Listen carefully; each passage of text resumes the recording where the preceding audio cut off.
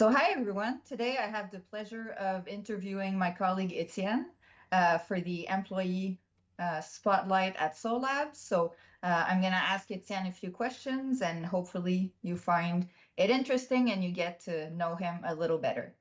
Hi Etienne. Hi, Erica. Thanks for inviting me. I've had a lot of fun reading the previous employee spotlights. It's also a good way for us as employees to get to know each other a little bit more. You're right, definitely. My pleasure. Just to start off, can you tell me how long you've been a member of the SOLABS team and what was your initial role with the company? Sure. I've been with SOLABS for 3.5 years now, so slowly moving on to 4 years. My initial role is the same I currently have as well. It's senior marketing coordinator. Although when Okay. Philippe hired me, he told me he was looking for a senior person, and I hadn't previously worked in a pure marketing position. So he told me, "Get senior fast. I'm giving you the, the job now, but you better step up." So that was in true Philippe fashion.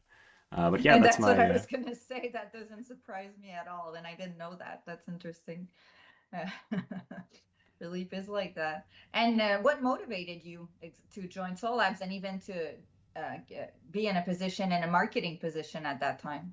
Well, I had initially graduated in 2015 with a marketing degree, but Okay. then it was my, getting out of university, and I found a job at Sherwin-Williams in a management position. So I would do some marketing and some sales as well, but also employee management, inventory management, and all the Okay. store management aspects.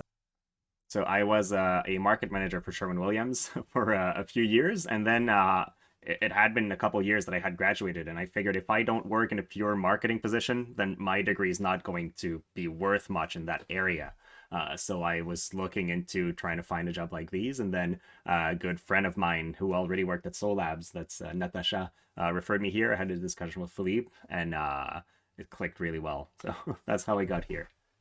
Nice. Nice. And you're the not the only one that Natasha made come on board. There's also our colleague Mathieu in support. So she's the top Soul Labs recruiter.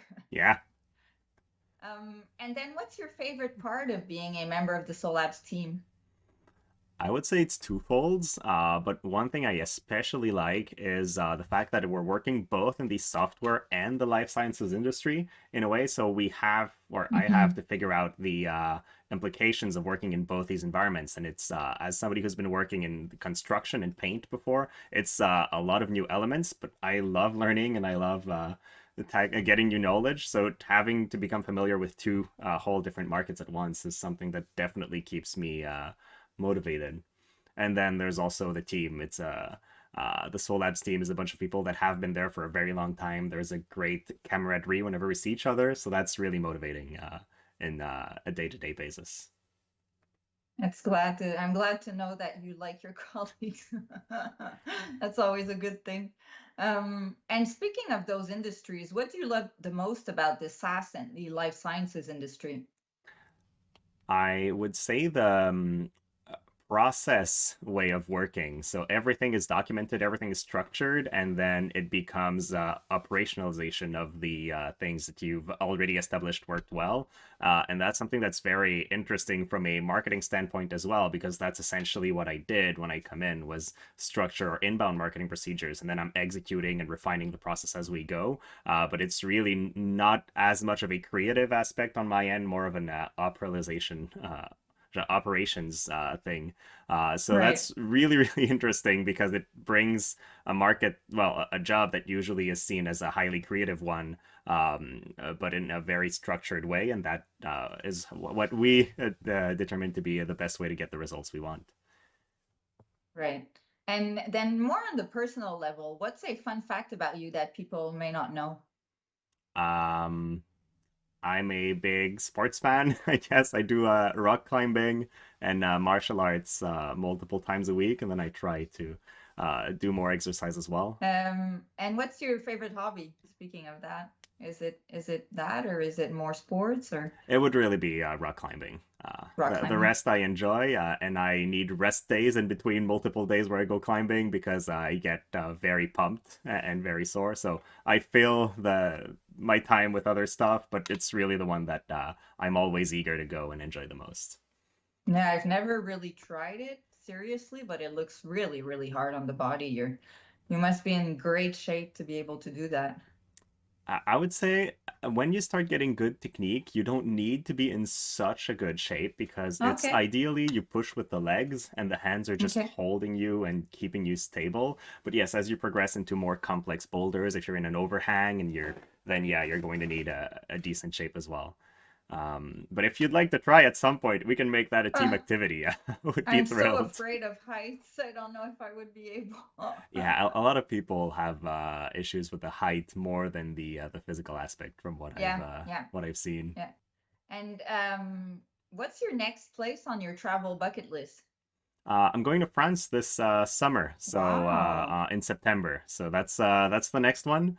I've never been, but my father's renting a house for a whole month, and he offered me and my sisters to come over whenever we wanted. So I'll be going there for 2 weeks. Wow, that's awesome. I'm very much looking forward to it. And speaking of France, what's one meal, if you had one meal you could eat every day for the rest of your life, what would it be? That is such a difficult question. I think I would go for Pokeballs because I'm Okay. kind of cheating a little bit, but you can adjust the ingredients you put in from one to the other, so Hmm. there's a bit of variance there. But also, it's a very complete meal with a nutrient value, so I would be able to survive a long time without going, without getting sick, essentially, from lack of nutrients. It's a very healthy choice. Good for you.